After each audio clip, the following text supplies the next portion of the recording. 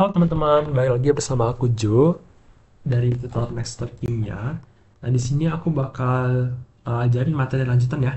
Tadi kemarin kita udah belajar ekstraksi pelarut. Nah, sekarang aku bakal ajarin nama materinya poliekstraksi. Sebenarnya poliekstraksi ini udah sempat aku bahas di pertemuan sebelumnya, yaitu tentang ekstraksi yang diulang-ulang. Jadi ekstraksi yang dilakukan secara berulang. Nah, ini aku sebut sebagai poliekstraksi ya. Sebenarnya nggak ada sih istilah poliekstraksi. Ini cuma kayak sebutan buat penamanya aja gitu. Nah, jadi intinya nanti di sini aku bakal ngajarin tentang kalau misalnya di materi sebelumnya yang udah aku bahas di ekstraksi pelarut yang biasa itu.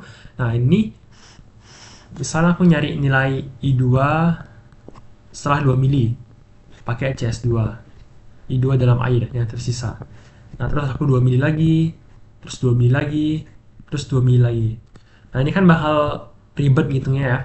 Dalam artian saya ngitungnya 4 kali. Jadi kayak buat I2X dulu, nanti I2 dalam air itu berarti X per misalnya 2 mili nih. Terus nanti I2 dalam CS2, misalnya ini 10 mili, nanti I2 dalam CS2 itu nanti misalnya 10 miligram min X per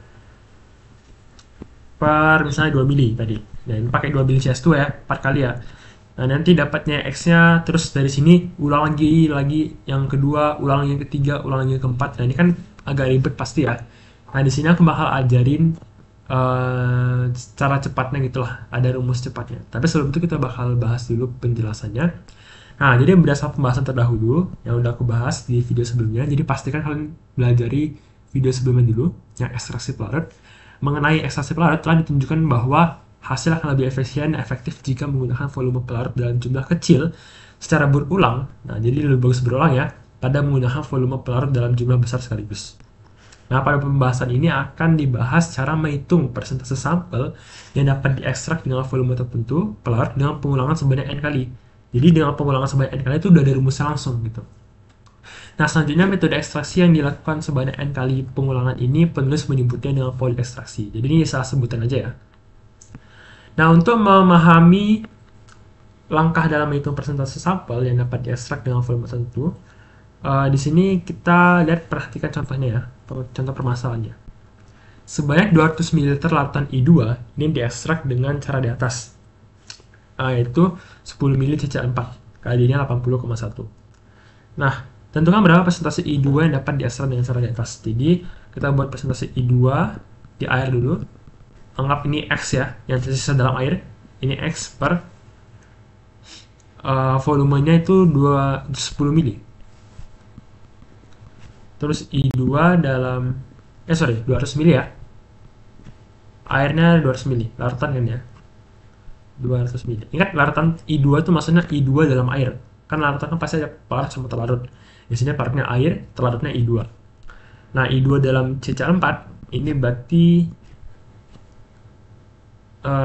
oh ya di sini kan tentuin berapa persentase ya. Di sini emang nggak diketahui mula-mula. Tapi yang pasti mula-mulanya berapa? 100% dong, ya kan? 100% nanti bakal terbagi, terdistribusi menjadi yang I2 dalam air dan I2 dalam pelarut. Dia terbagi itu kan. Berarti kalau ini X yang air, berarti ini 100 min X. Berarti 100 min X per berapa nih? 10 mili ya di sini. Tuh. Nah, nanti pakai rumus langsung, pakai rumus tadi. 80,1 sama dengan non polar per polar kan. Non polarnya berapa? Non polarnya X per 200 per 100 min X per 10. Nah, ini kita bisa buat kayak gini. Kali 10 per 100 min X. Nah, ini sama dengan 80,1. Nah, ini kita tinggal cari nilai X-nya. Aku coba hitung di kalkulator. 1 sama dengan X per 20 kali 1 per 100 min X. Sip soft. Nah, nanti di sini bakal dapat nilai X itu sama dengan Sebentar. Oh, kebalik ya. Sorry. Ini kebalik. Ingat, non polar per polar. Nah, ini kan apa? Ini kan polar per non polar ya. Kebalik. Seharusnya yang 100 min X dulu ya. Jadi harusnya yang non polar dulu. Yang ini. 100 min X per 10 kali 200 per X. Gitu. Nah, ini baru benar ya. Bentar. 80,1 sama dengan 100 min X.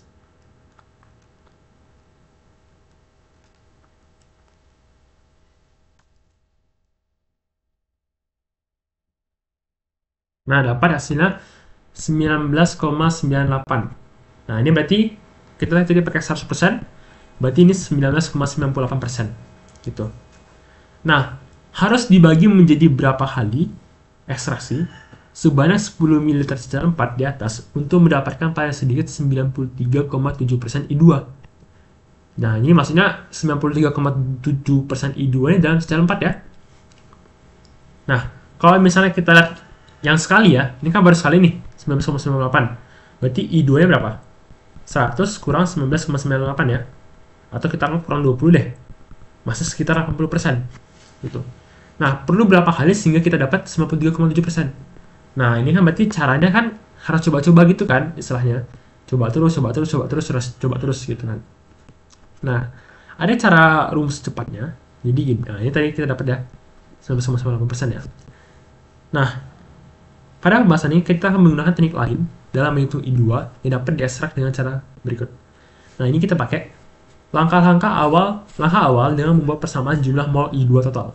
Nah, I2 mula-mula itu kan sama dengan I2 dalam air tambah I2 dalam ceceran 4 dalam bentuk mol ya. Masuk akal ya, tadi kan aku udah bahas ini 100%, ini kan bakal dibagi, jadi ini kan 100% mula-mula ya, dia bakal terdistribusi air dengan si ceceran 4. Nah, kita bisa buat kayak gini. Terus I2 mula-mula ini kan tadi berapa? 200 ml larutan I2. Nah, kita buat 200 kali konsentrasi mula-mula. Gitu. Sebelum dia terdistribusi. Nah, dalam air tetap 200 ya, karena kan larutan nih. Tapi ditambahin sama 10 ml secara 4. Nah, kita buat bentuk kayak gini. Ingat ya, molaritas kan sama dengan mol per volume kan. Berarti kalau nyari mol adalah molaritas kali volume. Ini volume, ini molaritas, ini volume, molaritas. Cuma molaritasnya beda-beda. Ada molaritas mula-mula, I20, ada molaritas dalam air, ada molaritas dalam ceceran 4. Gitu. Nah, karena KD sama dengan I2 dalam non-polar atau ceceran 4 tambah I2 dalam air, maka ini kita bawa ke sini. Maka I2 ceceran 4 sama dengan KD kali I2 air. Gitu. Nah, dengan mendistribusikan persamaan ini ke yang ini, gitu. Nah, kita bisa dapat. Jadi nanti di sini kita ubah ini nih. I2 ceceran 4 ini kita ubah jadi KD I2 air. Nah, jadi sama kan? Di sini kan kita ubah ke sini. Gitu. Nah, nanti kita dapat 200 I20 sama dengan 200 I2 air tambah 10 tadi KD kita tahu ya, 80,1 I2 air. Sehingga kita dapat segini, 200 I20 sama dengan 1001 air. Sehingga kita dapat, nanti ini bawa ke sini.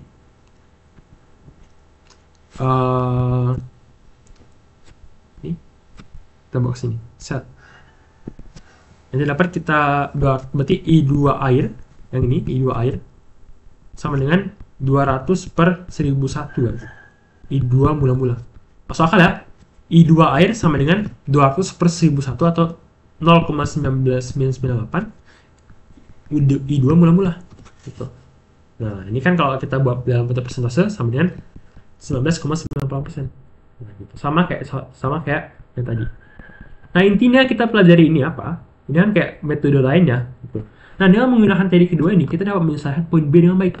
Jadi kalau misalnya kita pakai cara yang ini, kita bakal sulit untuk ngejawab poin B. Karena poin B ini kita perlu cara gitu ya, perlu coba-coba satu. Itu bakal agak butuh waktu ya. Sedangkan kalau pakai yang cara kedua ini, yang teknik B, ini kita bisa buat rumusnya. Nah, jadi kan sampai sini tadi kita punya pengulangan. Jadi tadi kalau misalnya di soal yang ini kan langsung 10 mili nih. Langsung 10 mili yang di soal A. Nah, ditanya sebanyak 10 mili ini harus dibagi menjadi berapa kali? 10 mili dibagi jadi berapa kali? Gitu kan. Nah, berapa kali ini kita anggap sebagai N. Kita anggap sebagai jumlah pengulangan. Nah, jadi kita punya di sini 10 per N gitu. Kita bagi 10 per N. Nah, N-nya bisa banyak, bisa kalau misalnya dibagi 2 kali, berarti kan 5 mili ya. Nggak usah kalau 10 bagi 2, 5. Pas di sini kan. Nah, kita udah buat kayak gini. Nanti kita istilahnya kita perbaiki. Ini kita substitusi lagi ya. Jadi ini, terus ini kita kalikan sama ini, nanti dapat ini. Gitu. Nah, lalu kita buat kayak gini. Kan tadi 200 I20. Ini 200-nya kita pindah ke sini. Jadi kebalik. Jadi ininya kita pindah ke sini, set. Gitu. Ini ada 801. Dari mana dapat 801? Ini kan sama dengan 80,1 kali 10 ya. Kan 10 per N kali 80,1. Sama dengan 801 per N. Tuh. Nanti tinggal dimasukin. Kan sama-sama I2 air sini variabelnya. Nah, nanti ini pindah ke sini. Jadinya I2 air sama dengan 200 per 200 tambah 801 per N. Ini kan. Nah, ini kita I20. Nah, ini kita kalikan N. Kita kalikan N. Kalau mau kalikan N yang di bawah, ya, yang di atas harus juga kita kalikan N. Jadi ini kita kalikan N. Yang ini kita kalikan N juga. Harus atas bawah ya. Jadi 200N per box ini kali sini, ini kali sini. Ini 200N juga. Ini 801. Nah, dapatlah rumus ini.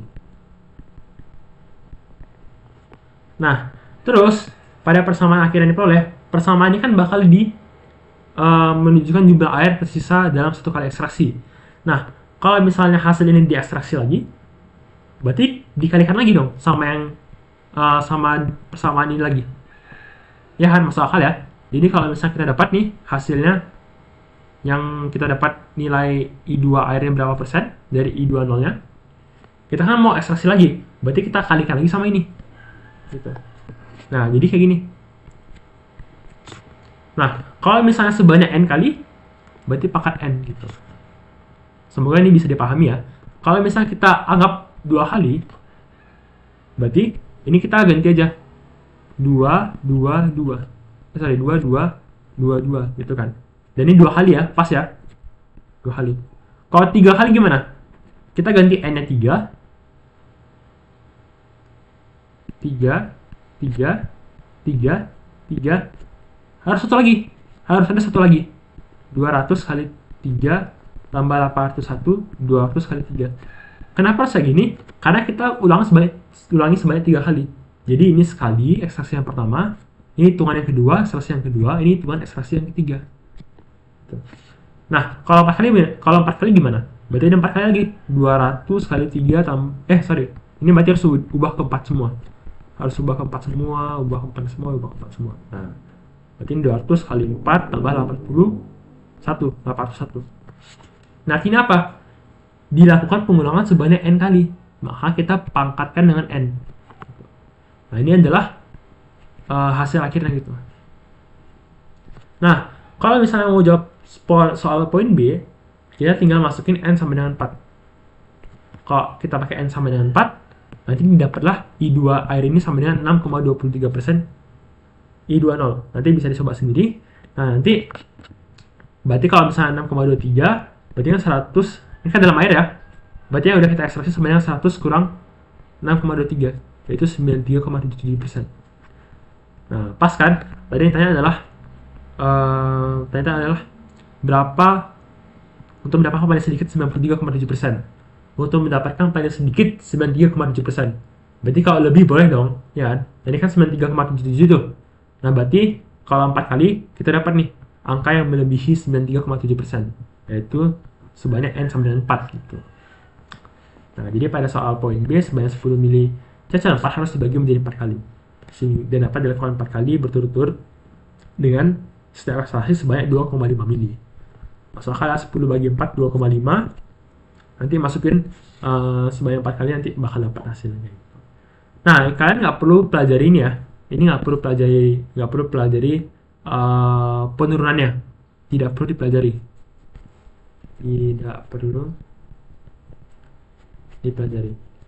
Yang penting kalian harus tahu apa? Rumus akhirnya aja. Kalian tahu rumus akhirnya, maka semuanya sudah bisa. Jadi kalau misalnya mau nyari rumus akhirnya, I2 sisa dalam air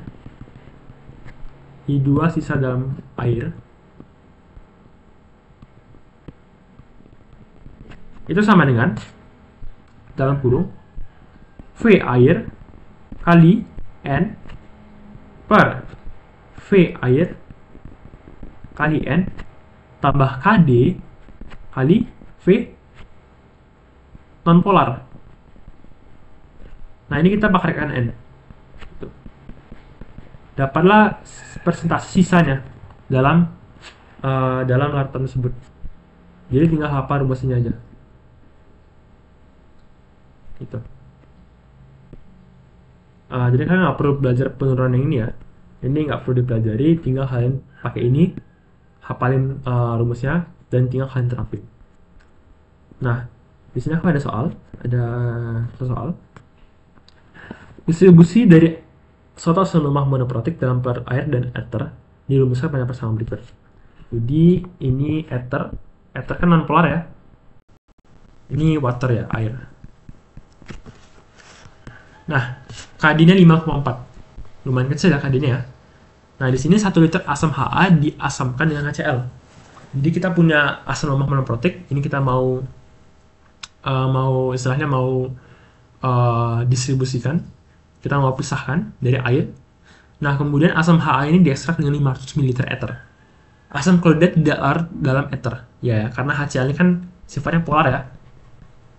Kalau misalnya air ini kan dia HA ini kan dia ether ini kan dia merupakan nonpolar.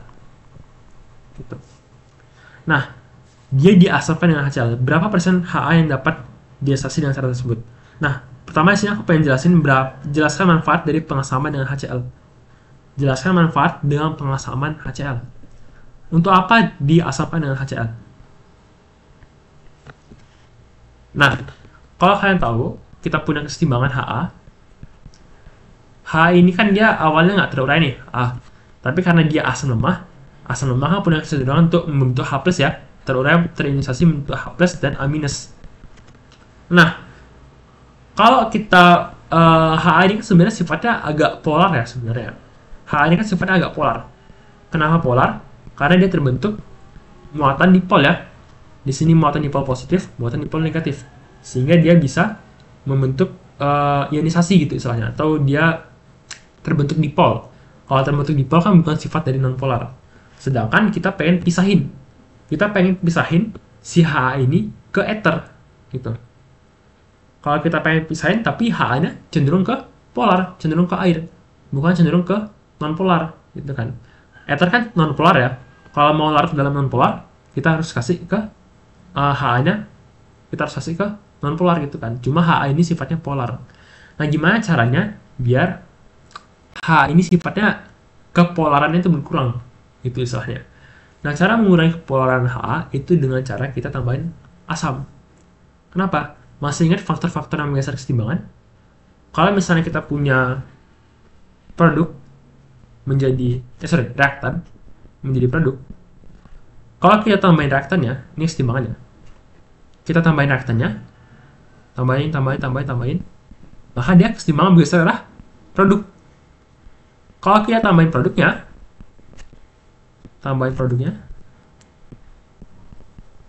maka kesetimbangan bergeser ke arah reaktan. Nah, makanya ketika kita tambahin H+, HCl ini kan asam ya. Kita tambahin H+ nih, tambahin H+. H+-nya apa? Produk kan? Kalau dia produk, maka dia akan bergeser ke arah reaktan gitu.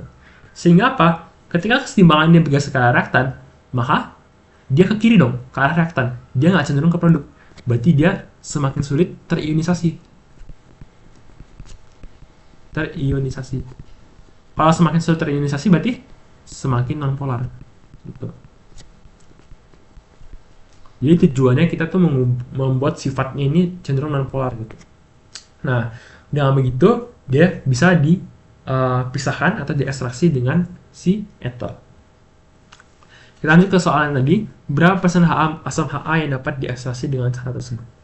Nah, kita pakai aja cara, kalian ini cuma sekali doang ya, dia nggak 2 kali, jadi kita pakai aja caranya yang 5,4 kalinya sama dengan nonpolar per polar.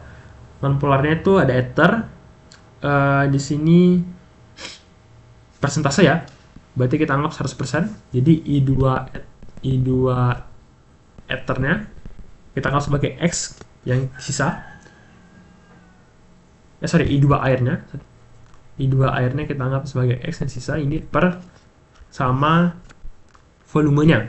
Nah, volumenya itu airnya 1 liter, kita anggap 1000 ml aja ya. Terus I2 dalam ether ini kan sama dengan 100% ya, karena ini kan persentase nih, berarti 100% min X, 100 min X. Ini per 500 mili ya catatnya, 500 mili. Ya udah, 5,4 sama dengan nonpolar per polar, berarti nonpolarnya adalah ether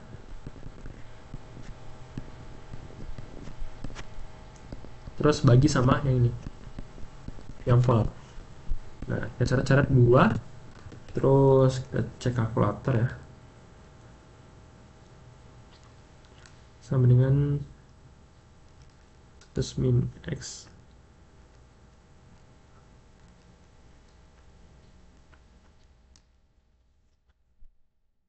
Dapat X-nya itu sama dengan 27,03%. Nah, jadi yang tersisa itu 27,03%. Nah, lumayan banyak yang tersisa ya. Kenapa lumayan banyak tersisa? Karena KD-nya kecil. KD-nya 5,4 gitu. Kalau KD-nya gede, pasti yang tersisa itu dikit. Nah, proses ekstraksi akan lebih efektif jika sampel air dibagi menjadi porsi kecil yang sama banyak kemudian dilakukan berulang. Nah, tentukan harus dibagi menjadi berapa bagian kah 500 ml untuk mendapatkan sedikitnya 89% asam Ha. Gitu. Nah, berarti caranya kita pakai rumus tadi.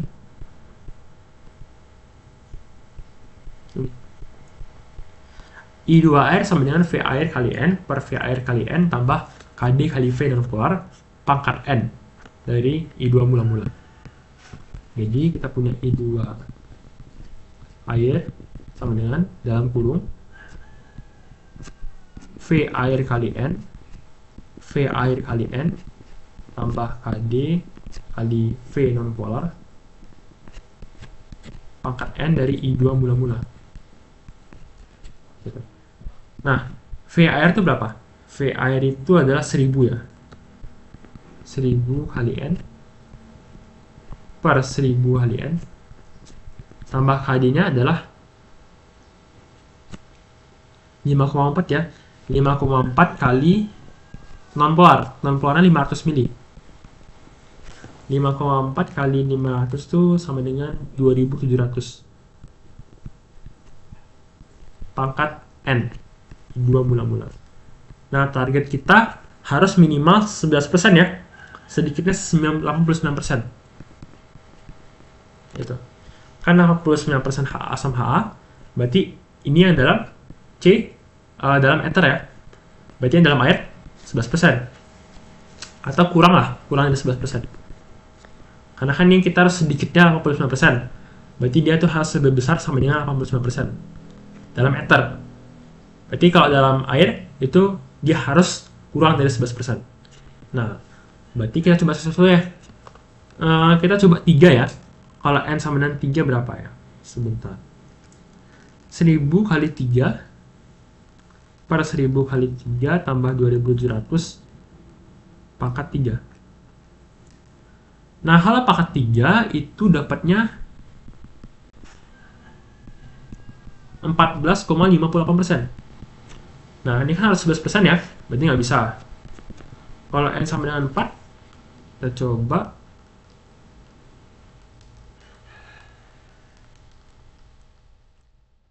N N sama dengan 4 ini dapatnya, nah N sama dengan 4 tuh dapatnya 12,7%.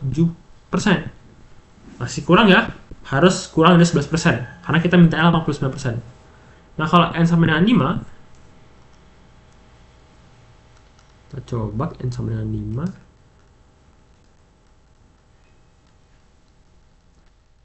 Ini dapatnya adalah harusnya sih 5 ya. Ya, masih 11,5%. 54%. Kalau N sama dengan 5 itu 11,54%. Ya, masih salah ya sebenarnya. Karena kan kita harus minimal kurang dari 11%. Kenapa 11,54% itu salah? Karena kalau kayak gini, berarti kita coba 100 kurang 11,54. Nah, ini masih 88,46.